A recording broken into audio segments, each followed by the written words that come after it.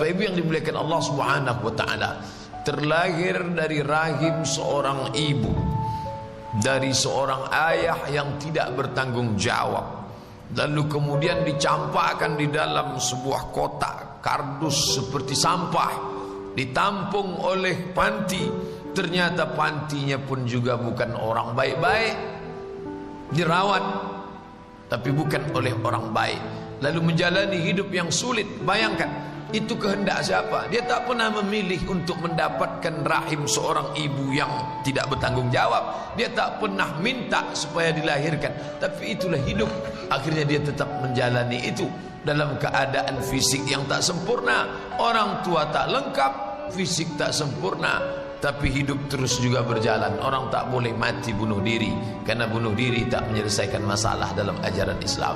Sampai lambat laun, sampai masanya menikah. Menikah pun juga tak mendapatkan suami yang layak, mendapatkan orang yang juga tak bertanggung jawab. Sudahlah orang tua tak lengkap, tak sempurna, mendapatkan orang tua yang tidak baik, lalu kemudian mendapatkan pendamping hidup yang tak semestinya. Dari hasil pernikahan itu dapat pula lah anak-anak yang juga tak berbakti.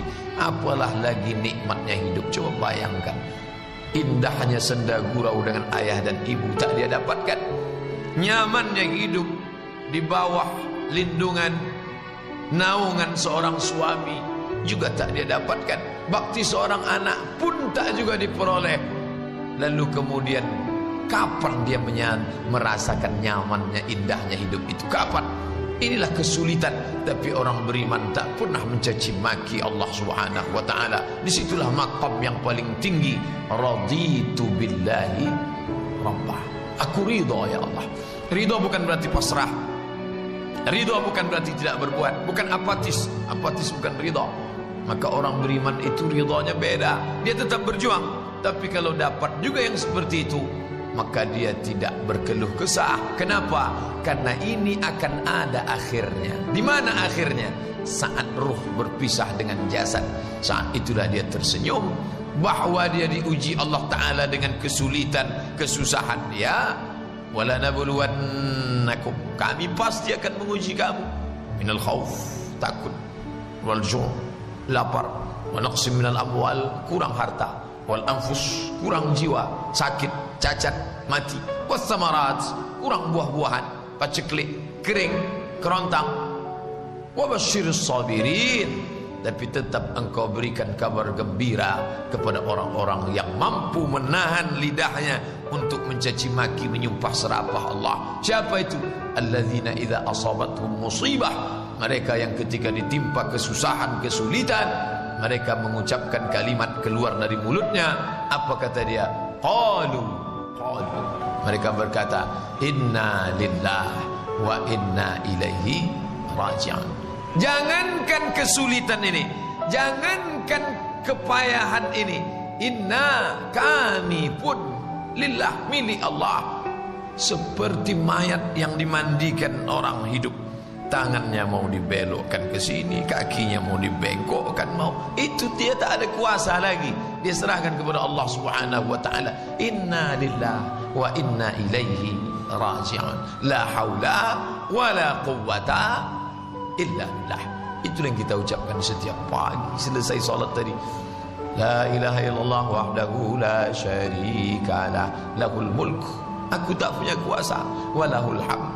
Aku tak punya puji-puji, puja-puji, tak layak dipuja-puji. Apa yang aku punya? Lahul mulku wa lahul hamdu. Yuhyi, dia yang menghidupkan, wa yumit, dia yang mematikan. Wa huwa ala kulli syai'in qadir. Dia kuasa atas segala sesuatu. Kalau hidup ini susah, dia tak berkeluh kesah. Kenapa? Akan ada akhirnya saat ruh berpisah dengan jasad. Kalau hidup ini senang, dia tak angkuh dan sombong. Kenapa? Karena kesenangan itu pun akan berakhir. Orang kafir pemahamannya tak begitu. Kalau dia susah, stres, depresi, kenapa? Ini tak akan berakhir. Susah, susah, susah. Sebetulnya kesusahan itu tidak sebanyak kesusahan yang dia terima. Kesusahan itu sebetulnya sedikit, tapi karena cara dia berpikir melihat kesusahan itu sehingga bertumpuk-tumpuklah kesusahan itu dalam kepala. Orang beriman tidak.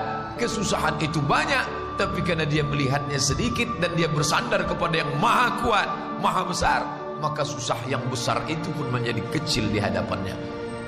Jadi sebenarnya bukan terletak pada materinya, tapi kepada sikap dia menghadapi materi tersebut.